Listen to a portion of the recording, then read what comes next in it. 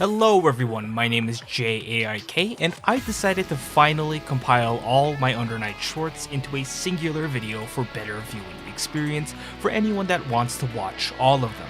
Now I do want to note that I'm not a lore expert, so there were both minor and major mistakes that I made here and there.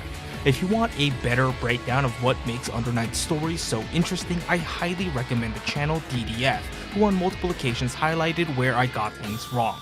So shoutouts to DDF, who I hope will continue posting cool things about the lore, because I definitely am not the person to be posting things about that. Anyways, enjoy. If you're new to the night and are unsure of who you want to play and or want to play someone in order to at least understand what Undernight has to offer, Hyde is that character that they want you to play. And the special thing about picking Hyde is when you realize that he too is new to the night, having it so that as you figure out what's going on, Hyde is also figuring things out alongside you. His rookie attitude is showcased in how he twists and turns his body, giving it his all, the opposite to his rival Seth, a veteran of the night who looks to play like he wants to waste no movement.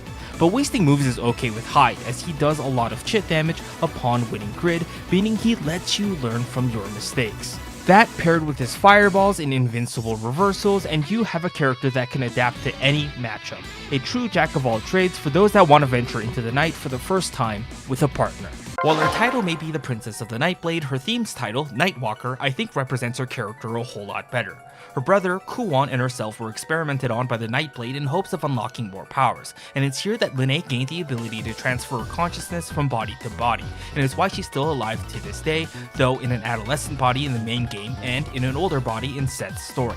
However, though her body physically dies, her mind doesn't, so she's able to maintain her experiences in combat, hence why she's able to wield two weapons, No Name, the big dull grey sword, and Nameless, the small dagger as it's easier to wield in her smaller body, to masterful levels. Pair that with her other ability, X's of Agility, and you have the agile demon that is Lene, which is why in-game it's important for players to use Lene's speed to get in and stay in, using her wealth of knowledge to be the jack of all trades, but also using that experience to wait for opportunities based on your instincts as Lene would. Basically, what I'm trying to say here is that Lene, thanks to her wealth and knowledge, gives you a ton of options. Walstein is perhaps one of the single most important characters in terms of how the story is in Undernight. He stands as one of the few characters that fought Kuwan back several hundred years ago, and the reason why he has half a void body is because Kuwan had saved him from the consumption of an X. Moved by Kuwan's actions, Walstein, who was once a part of the League Christ, defects to the Nightblade, which he still serves to this day, protecting Lene and Hyde. This action would cause the League Christ to drive away all the male members, paving the way for the creation of the Reader's Shield, the organization that Londrekia is a part of. But now, thanks to the half-void body, Walstein can now focus on gaining strength while he serves the many reincarnations of the Night Princess Lene. In the many centuries, the strength is evident in how he stands taller than the rest of the cast, and how he can just hit for a bajillion damage once he gets in. Walstein suffers like other grapplers from different franchises on getting in, and in a game where grid is important, this makes playing Walstein a huge uphill battle. But maybe that's okay, too easy of a fight wouldn't have satisfied Walstein anyways. Carmine can be described as many different things. Carmine is violent, moody, and chaotic, but I think a simple phrase describes Carmine the best: lives for battle. In story, Carmine is not aligned with any faction and chooses instead to roam around in the night to fight other beings by himself, as he sees organized groups like Amnesia and the League Christ as a sign of weakness. This pride that he has for battle is evident in how he gets genuinely angry whenever someone insults his ability, though he doesn't kill if his anger gets sated. This cockiness, this general pride that Carmine has for battle is reflected in gameplay, as Carmine will use his rare EXs of Lifeblood to manipulate a strange blood-like liquid that manifests from his body to beat down on the opponent. This idea of I don't care about my health as long as yours hits 0 is the exact sort of mentality that I think most Carmine players will have, especially when you realize how good Carmine's pressure game is, but how he crumbles under good pressure from the opponent. But overall, I like that Carmine is a wildcard that isn't exactly aligned to any faction. Loose cannon characters are the best. When looking at rivals throughout fighting game franchises, Seth from Undernight is perhaps one that stands tall as one of the better foils to the main protagonist, Hyde. While Hyde is new to the night as evident by his clumsy, naive, and give-it-your-all movement in his attacks, Seth is a seasoned veteran of the night, only moving at precise and calculated angles and using his assassination techniques to its fullest. which is why it's perfect that Seth fits kind of the role of a glass cannon, having a very strong combo game that can almost seem endless, but that feels intentional by design. Using his stellar movement game and orb setups, Seth players have to get in on the opponent as efficiently as possible, where upon getting in without missing a beat, uses effective combo game to kill the opponent as quickly as possible. But on the flip side, getting hit also means that Seth is put in a vulnerable position, as he is on the lower side of the HP pool, so when you get in, you have to make it count. But even outside of this, Seth just hits all the edgy notes that I like in my characters, and with an unresolved story that involves Lene, Seth is positioning himself into a spot of a very important character in the rumored sequel.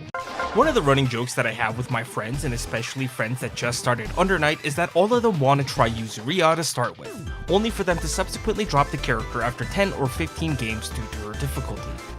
But in an odd way, this makes sense. Yuzuriha is a master of her craft whether or not she wants to admit it, especially when you dig into her character and realize that she wields the EX Einzel Lost, the EX that enhances her senses to a very high degree, even being able to read the flow of other X's. Pair this with her excellent family sword style passed down through the ages, resembling that of Iaido, stances, and a not so traditional mobile zoning neutral game, and you have a character that is pretty hard because she herself is excellent in so many different areas of combat. I think that's why Yuzu has so many fans despite not many people maining her, because you have to respect how strong she is. And for those that play her or have stuck with her, have to go through and pseudo learn the family sword style yourself, essentially going through the dojo her family is known for before you gain a semblance of her playstyle.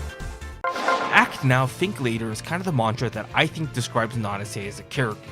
This poorly informed middle schooler gets awakened to being in birth after getting bit by a void, but after Hyde saves her, she assumes that it was Hyde that awakened her powers instead, yelling out to him, "If you're a man, take responsibility." This poorly worded sentence is the exact reason as to why she constantly chases after Hyde. This pursuit and the way she acts irrationally by jumping to conclusions is shown in her gameplay by being that character that just goes on and presses buttons. She has great pressure game thanks to her disjointed hitboxes and great neutral game tools, but kind of struggles to set up Oki afterwards. But this almost feels intentional by design, and very much in line with the character playstyle of again, act now, think later. But I think that's what makes Nanase great. You can play smarter by chipping first and then acting, and that's how the best Nanase players tend to play her. But there's something just so tempting about going in there with the vacuum and pressing buttons. Phonon is a character that tends to struggle with who she is as a person, which is one of the many reasons as to why I think she's popular. When in the night, she puts on the dominatrix act, but outside of the night leads a mundane life. And it's thanks to the supernatural powers that she runs into through the night where it becomes evident that she's becoming more and more invested into the lifestyle of Phonon than she is of the outside real world, real name, Yoshiko.